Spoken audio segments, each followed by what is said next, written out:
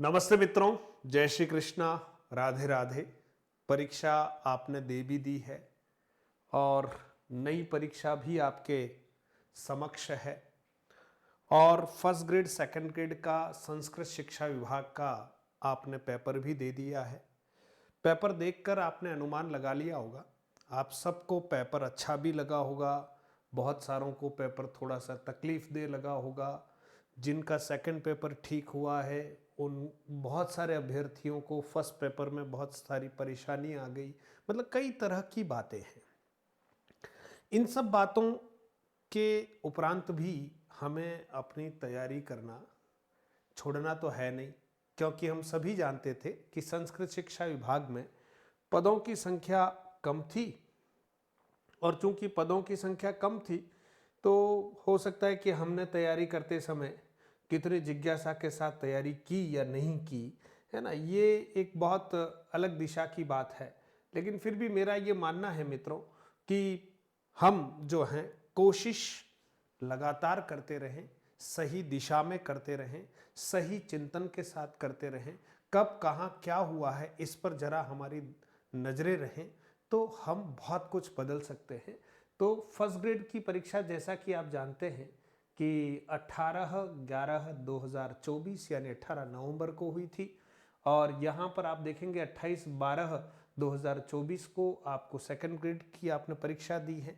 Paper का complete postmortem करने का विचार किया है ताकि ये पोस्टमार्टम आपको 2025 की तैयारी में जो है एक दिशा प्रदान करेगा, है ना। और कहीं जो हम सोचते हैं कि कहीं तकलीफ वाली बात है तो ऐसा नहीं होगी। तो आइए हम थोड़ा सा प्रयास करते हैं।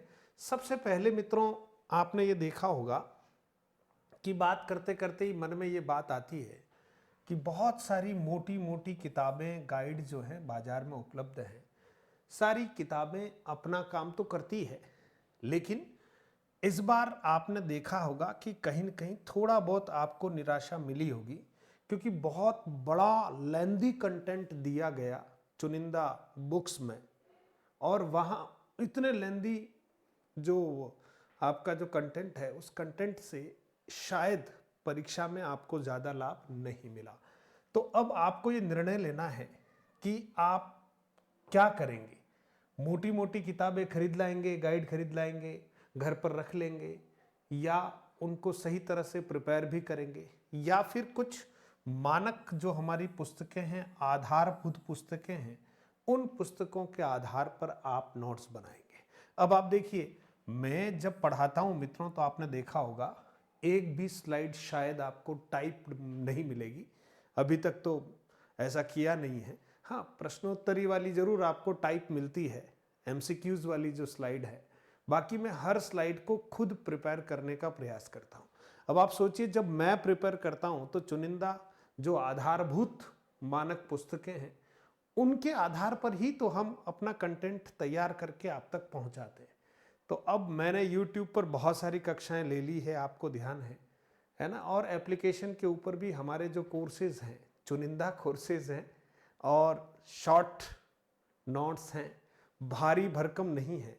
हिंदी साहित्य के इतिहास को इतना बड़ा नहीं कर दिया है कि आप पढ़ते पढ़ते थक जाएं, बोर हो जाएं और याद कुछ भी न रहे, है। जितना काम की चीजें हैं उन सब को मैंने नोट्स फॉर्म में, यानी पीडीएफ, हमारी यही जो क्लास में पढ़ाया गया है वो पीडीएफ आपको वहाँ बहुत सहयोग कर रही होगी निश्चित तौर पर। जिन्होंने परीक्षा दी है और जो मधुरम हिंदी के विद्यार्थी रहे हैं, है ना, उनको इस बात का अच्छे से एहसास है। और आप कोई सा भी वीडियो उठाकर देखें तो कुल मिला के नोट्स पैटर्न जो है वो ज़्यादा अच्छा है। 4 पुस्तकों से चीज़ें उठाकर काम की हम एक जगह कंपाइल कर लें और उन्हीं का बार बार अभ्यास करें, ये सफलता का जो है एक बहुत बड़ा हथियार है, अगर आप मानो तो। देखिए, जो परीक्षा हो चुकी है मित्रों 18/11, है ना, 18/11 जो परीक्षा हो चुकी है 18 नवंबर 2024 को, उस परीक्षा पर हम थोड़ी सी चर्चा कर लेते हैं।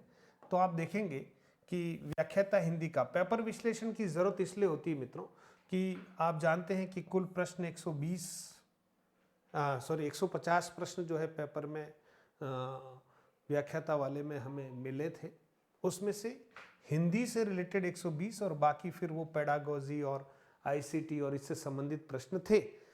तो आप देखेंगे जो खंड 1 है ना, उस खंड 1 में उच्च माध्यमिक स्तर का जो खंड था उसमें 35 प्रश्न जो है मित्रों वो लगभग आप देखेंगे व्याकरण, मतलब 35 प्रश्न टोटल आए हैं यहाँ पर आप देखेंगे। इसमें से व्याकरण के 21 प्रश्न हैं मित्रों, कितने 21।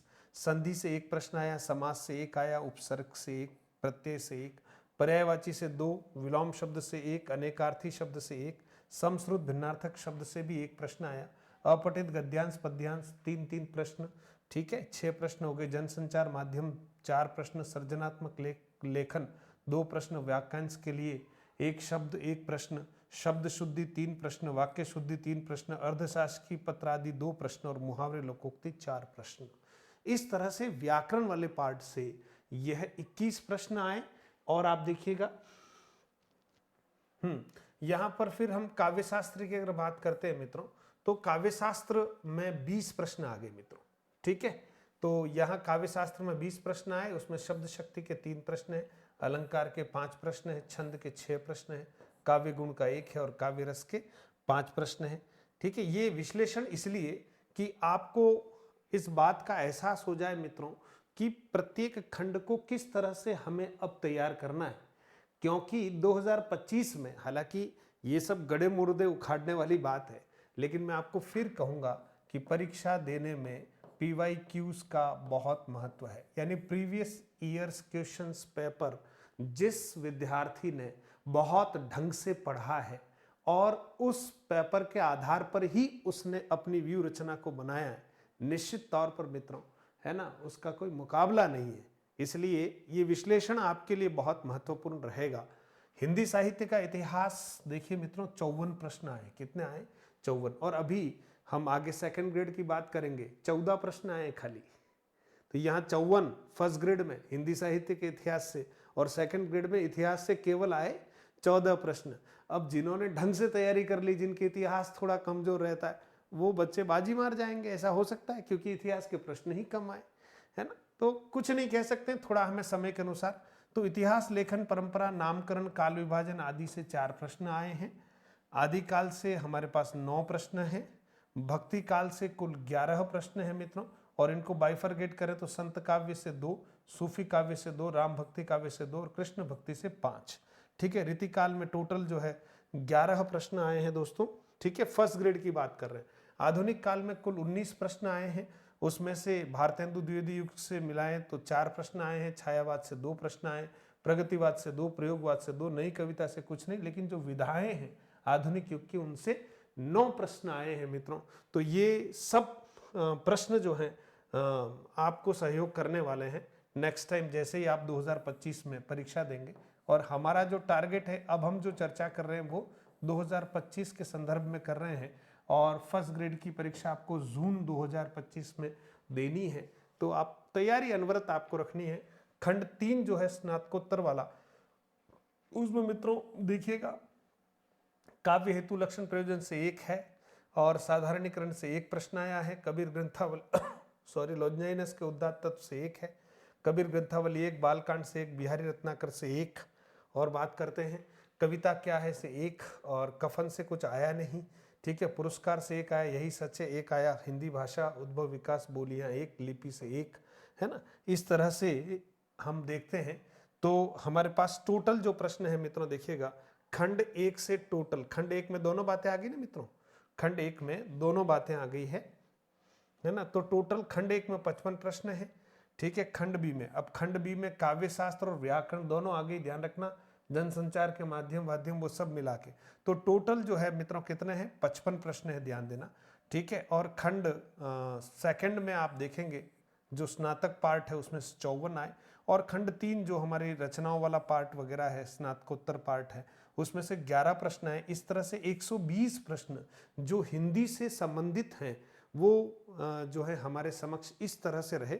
यहाँ पर मित्रों जब हम बात करते हैं तो आपको इस स्लाइड में जो सबसे पहले आपको दिखा है, हाँ यहाँ पर आप देखिए ये टोटल 55 प्रश्न है मित्रों, यहाँ थोड़ा सा करेक्शन करना, ये टोटल 55 प्रश्न है, ठीक है, जिसमें अ पार्ट है और ब पार्ट दोनों ही मिलाकर इस तरह से है, ठीक है दोस्तों। तो ये तो आ गया फर्स्ट ग्रेड का आपका जो है पेपर विश्लेषण हो गया।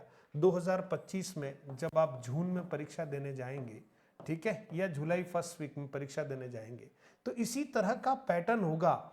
ये सारी बातें बताने के पीछे ध्येय ये है कि इसी तरह का पैटर्न होगा। अब आप अपनी सफलता सुनिश्चित करना चाहते हैं तो बस मैं आपसे एक ही आग्रह करूंगा कि बहुत ज़्यादा भटकाव जो आप अपने आप में दिखा रहे हैं ना, वो नहीं। और दूसरा, ये पेपर ठीक हुआ नहीं हुआ इसका विश्लेषण हमने कर लिया है, अब पश्चाताप मनाने का समय नहीं है। अब हमें भले ही हम सेलेक्ट हो रहे हैं या नहीं हो रहे हैं पता नहीं चलेगा, क्योंकि बहुत कम सीटें हैं और कट ऑफ को लेकर भी बहुत सारी बातें संदेहास्पद रहती है। इसलिए हम जो है अपनी ओर से बस अब तैयारी करें, ऐसा मेरा मानना है। अब आप देखिए, यहाँ हम मित्रों बात कर रहे हैं सेकंड ग्रेड हिंदी संस्कृत शिक्षा विभाग की जो परीक्षा हुई है 2024 में, 28/12/2024 में ये परीक्षा हुई है। इसमें मित्रों किस पार्ट से कितने प्रश्न आए हैं और हमें इसके बारे में थोड़ा सा चिंतन भी करना है, क्योंकि सेकंड ग्रेड की परीक्षा वापस आपको सितंबर 2025 में देनी है ना। तो यहाँ आप देखिएगा कि व्याकरण से कितने प्रश्न आए मित्रों। व्याकरण से 86 प्रश्न आए हैं, यानी 150 प्रश्नों में से 86 प्रश्न अगर व्याकरण के आ गए तो आप मान के चलिएगा टोटल 150 है, 50% से भी ज्यादा, समझ गए। 50% 50% 75 होता है, ठीक है। तो 75 प्रश्न से भी 11 प्रश्न ज्यादा है, तो आप देखेंगे कि 50% से ज्यादा है ना। यानी मैं ये कह सकता हूं कि यहाँ अगर बात करें तो 86 प्रश्न है ना, तो आप मान के चलिएगा कि लगभग आप परसेंटेज आप निकाल देना कितने होंगे। 86 डिवाइडेड बाई 140 इंटू 100, ठीक है। अब आप परसेंटेज निकाल देना, तो यहाँ लगभग 75% के आसपास, लगभग 86 प्रश्न जो हैं वो व्याकरण के आए हैं मित्रों, जो अपने आप में एक बहुत, यूं कह सकते हैं कि सेकंड ग्रेड में थोड़े व्याकरण के आते हैं, लेकिन इतने तो मैं पहली बार देख रहा हूँ, है ना। ये पेपर जो है अलग ही अंदाज में हो गया, तो ठीक है, अच्छी बात है। व्याकरण की जिसकी तैयारी बहुत अच्छी थी, और हिंदी पढ़ने का मतलब ही सबसे पहले बच्चे को हम समझाते हैं व्याकरण, ठीक है। गद्यांश के 4 प्रश्न आए थे, पद्यांश आया नहीं था। हिंदी साहित्य के इतिहास से 25-30 प्रश्न हमेशा, 30 प्रश्न तो लगभग आते ही हैं पुराने पेपर्स को अगर आप देखेंगे, लेकिन इस बार 14 प्रश्न आए और यहाँ के जो प्रश्न कटे वो सब व्याकरण में चिपक गए, ठीक है। काव्य शास्त्र से 7 प्रश्न आए हैं, रचनाओं से 15 प्रश्न आए हैं, भाषा और लिपि से 4 प्रश्न आए हैं, और शिक्षण विधियों से जो हमेशा 20 प्रश्न आते हैं वैसे ही आए हैं। और पेपर ओवरऑल बहुत अच्छा था, ठीक है। अब बहुत बड़ी बड़ी घोषणाएं करने से नहीं, धरातल पर तैयारी करने से काम होगा। जिसने कोचिंग की हो या न की हो, सिलेबस के अनुसार चुनिंदा अच्छी मानक पुस्तकों के साथ उसने बहुत अच्छे से तैयारी की है रिवीजन सहित, तो सिलेक्शन हो जाएगा। मार्गदर्शन जरूरी है, लेकिन ऐसा नहीं है कि मार्गदर्शन अगर नहीं मिले तो कोई बच्चा सेलेक्ट होता ही नहीं, ऐसा नहीं है। कुछ बच्चे बहुत होनहार होते हैं, है ना, जो बात को समझ जाते हैं और सेल्फ स्टडी करके भी बहुत बड़ा अचीवमेंट ले सकते हैं। लेकिन हाँ, उनके लिए रास्ता बड़ा तकलीफ भरा होता है, इसमें कोई दो राय नहीं है। इसलिए हमें मार्गदर्शन ले लेना चाहिए, ठीक है दोस्तों। तो ये मार्गदर्शन जो है आपको मधुरम हिंदी प्रो एप्लीकेशन पर भी मिल रहा है ना। और मधुरम हिंदी का जो आपका यूट्यूब चैनल है जिस पर आप वीडियो देख रहे हैं, ये भी आपका निरंतर सहयोग कर रहा है मित्रों। लगभग मैं मानता हूं कि हमारे लगभग 1400 प्लस कक्षाएं हम हिंदी की ले चुके हैं यूट्यूब के ऊपर।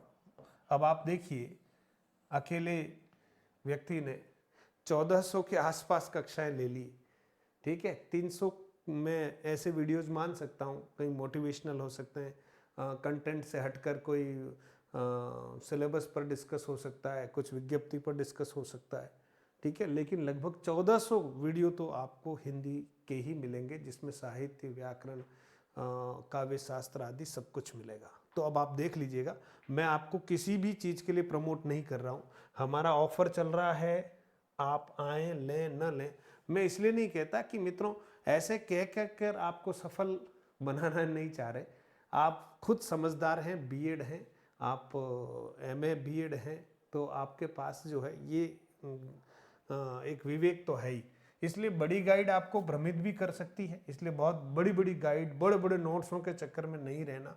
नोट्स तो वो अच्छे जो खुद बना सकते हैं, ठीक है। और इस बार की परीक्षा ने सोच बदल दी है विद्यार्थियों की। निश्चित तौर पर बड़े बड़े जो स्टोर थे वो थोड़े से कहीं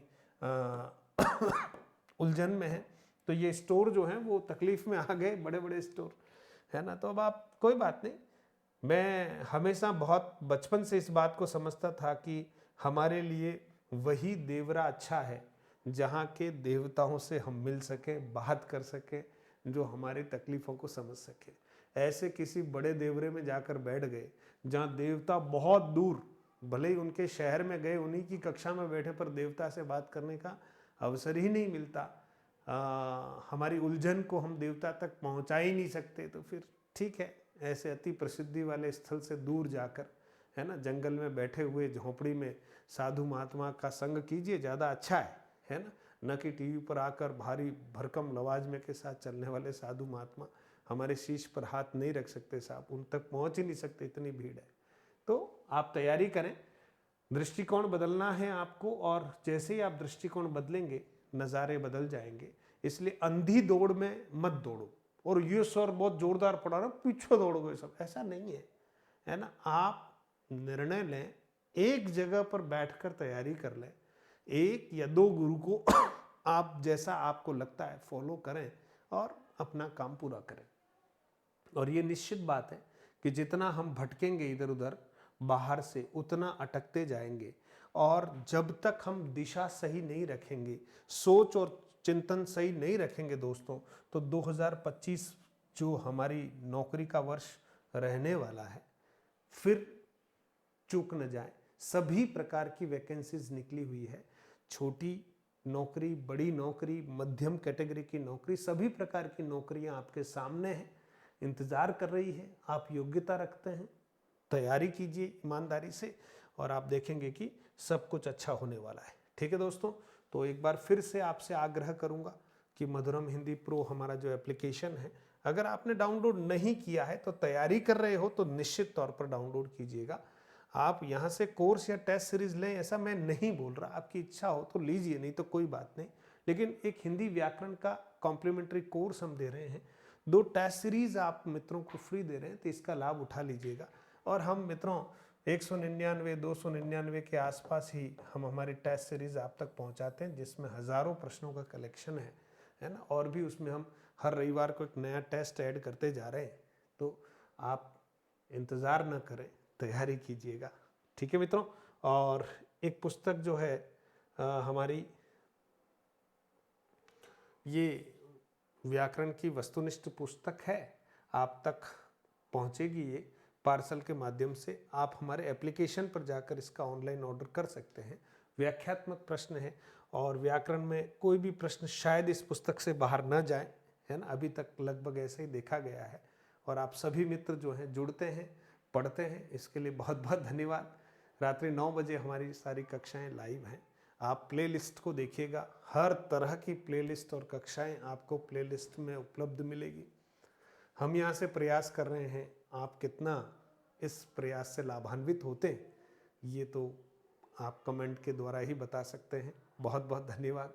ये दोनों पेपर का विश्लेषण आपकी समझ को बढ़ाने के लिए, आपके भीतर तार्किक स्थितियों को और मजबूत करने के लिए किया गया है। अब आप कंपेयर करके इसी आधार पर आगे 2025 में पेपर होंगे, उन पर हम ज़रा विचार करें। हाँ, ये ज़रूरी नहीं है कि सेकंड ग्रेड के पेपर में इस बार 86 प्रश्न आए, तो 2025 में जो सेकंड ग्रेड होगा उसमें 86 ही आए, ऐसा नहीं, कम ज़्यादा हो सकते हैं। लेकिन आप तो पूरे सिलेबस की अच्छे से तैयारी कीजिएगा। बहुत बहुत धन्यवाद मित्रों।